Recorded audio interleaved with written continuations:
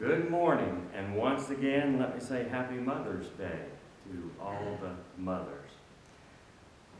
Proverbs 31, 10 through 31, a passage that's often used when talking about mothers. But I'm thinking about one particular phrase in there. We'll look at some others too. But one is, thou excellest them all. Thou excellest them all. There are a few mothers who can lay claim to the most space in the encyclopedia, but in the book of books, mother stands high on the list of the Lord. In Proverbs 31:29, Solomon said, many daughters have done virtuously, but thou excellest them all. One writer said, a nation has no better friend than mother.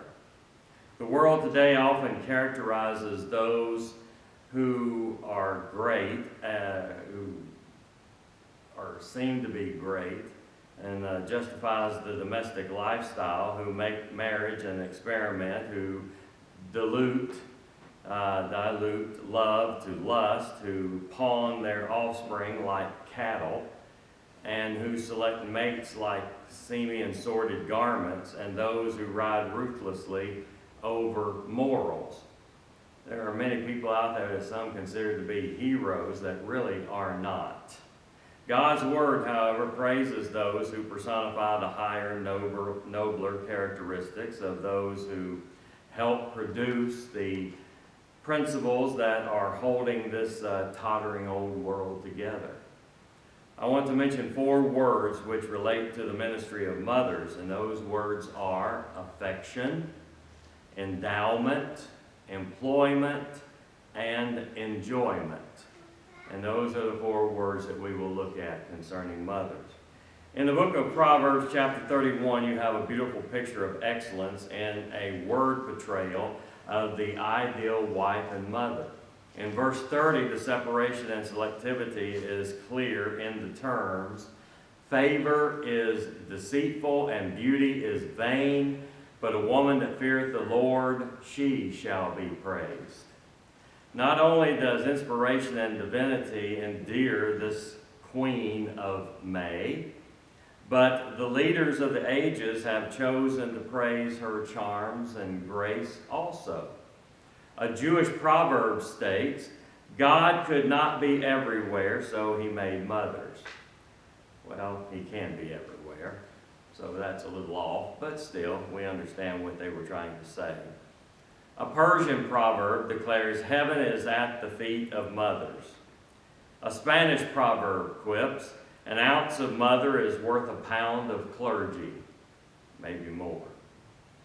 Poets have also been inspired to pen words of wealth concerning mothers.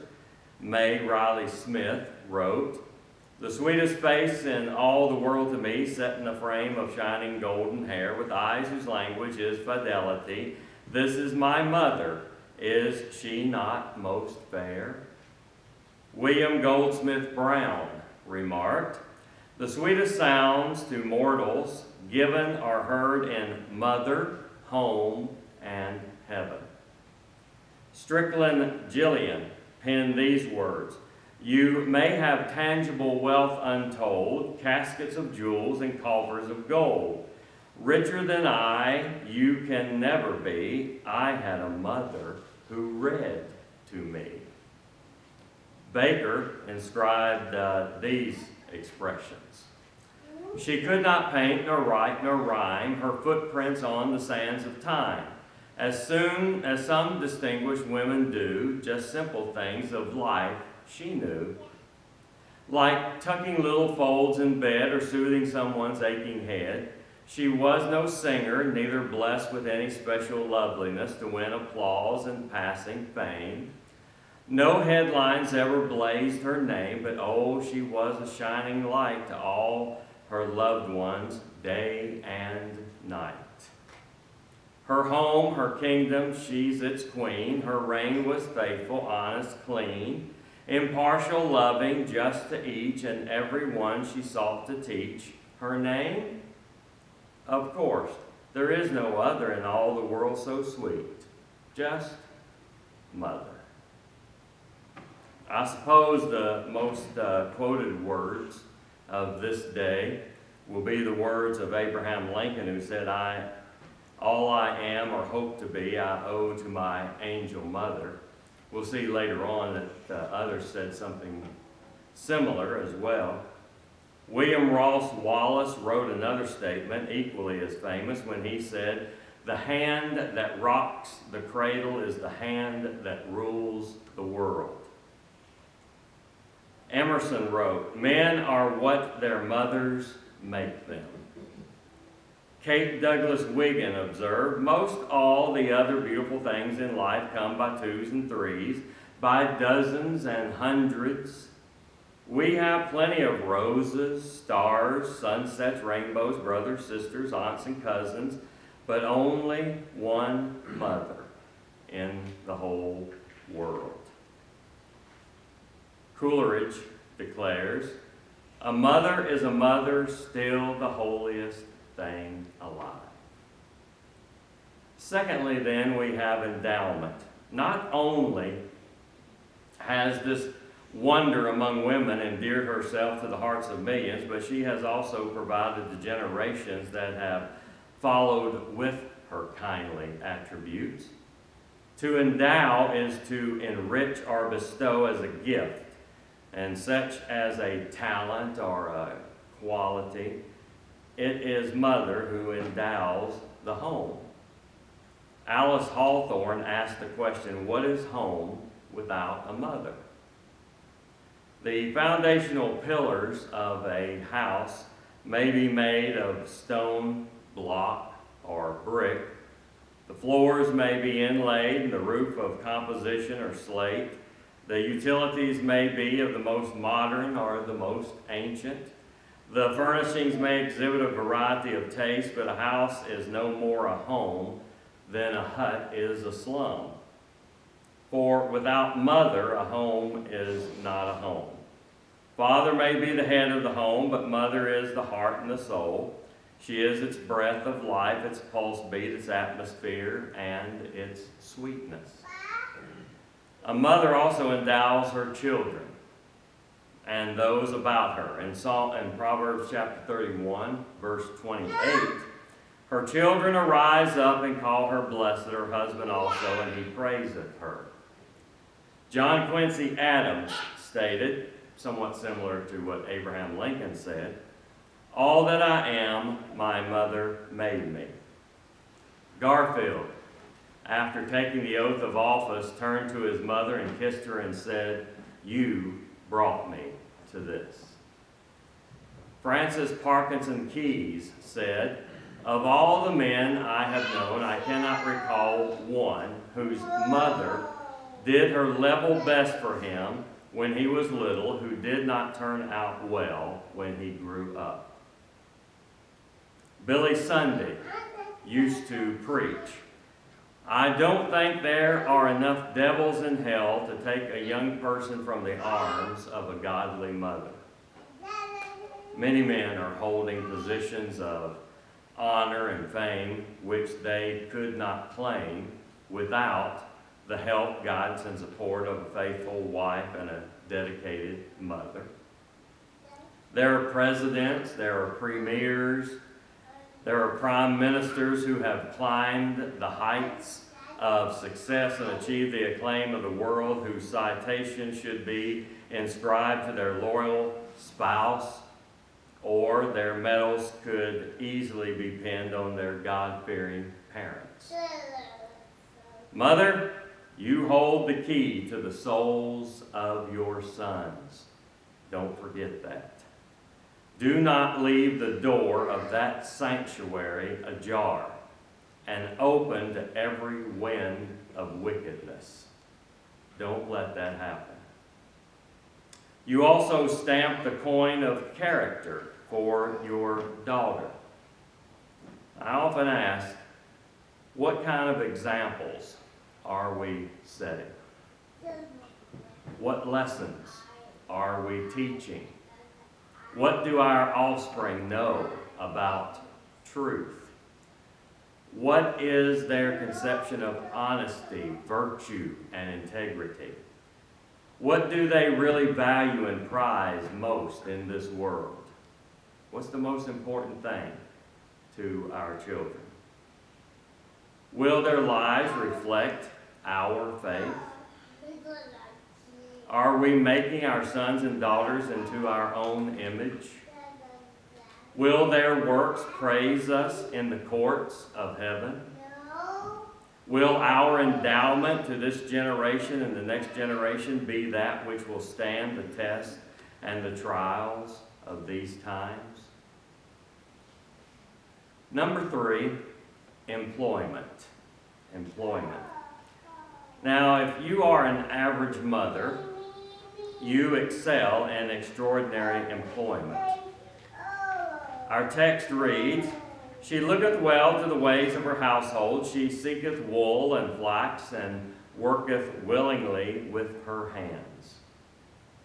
Motherhood involves more everlasting toil and fatigue and sacrifice than any other calling. No doubt, this is why many avoid it, or why some like to downplay someone who is a wife and a mother or a stay-home mother, as though they don't work. They work harder than anybody in any job anywhere. The Bible says, Proverbs 31 and verse 15, "She riseth also while it is yet night, and giveth meat to her household, and a portion to her maidens." Psalms 31 and verse 18, "Her candle goeth not out by night." Proverbs 31:19, "She layeth her hands to the spindle." Just you suggest to Mom that you do not feel well, and immediately she'll probably have a remedy. You have only to hint that you are a little bit chilly, and she searches for a blanket or a quilt. She has the ESP, the extrasensory perception. She anticipates your needs and delights in meeting them. Mother's employment involves many vocations and professions. She runs a restaurant to a certain extent. I'm very fond of saying to my children, we don't run a restaurant here. That is where everybody just picks and chooses what they want, and everybody just gets their own thing. But in another sense, there is a restaurant and meals being prepared. She is our favorite chef and connoisseur of food. No one can prepare our cuisine and delicate dishes like Mom can. She also runs a laundry and dry cleaning business while the family steps out in its best bib and tuck. Mother has probably supervised the grooming of every thread. She is a top-notch tailor when seams seem to need adjusting, the buttons replaced, or a new style is desired for the holiday. Mother usually gets the bid. She's a stylist and a seamstress, all in one. She is also the superintendent of education. In her home, she supervises students from the kindergarten through the highest universities. She never refuses a problem and always has time for her scholars. She runs a hospital as well. She is the pediatrician, the splinter surgeon, the receptionist, the nurse, and the orderly. She writes her own unique anesthesia, sometimes called a caress, a soothing of a brow, or a bedtime story. Who ran to help me when I fell, and would some pretty story tell, or kiss the place and make it well? My mother. And number 4, the fourth word, is enjoyment. Enjoyment. With all the work and fatigue and sacrifice that goes with motherhood, she is probably the happiest person in the world. Not always, perhaps, but many times. Verse 25 of the text says, that is Proverbs 31:25, she shall rejoice in time to come. She shall rejoice in time to come. Most mothers live, move, and have their being for one reason, and that is to urge their children to success. They know and recognize there is no success outside of Jesus Christ.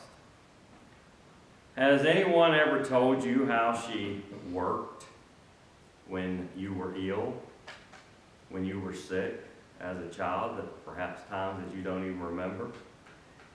If only the old rocking chair could speak.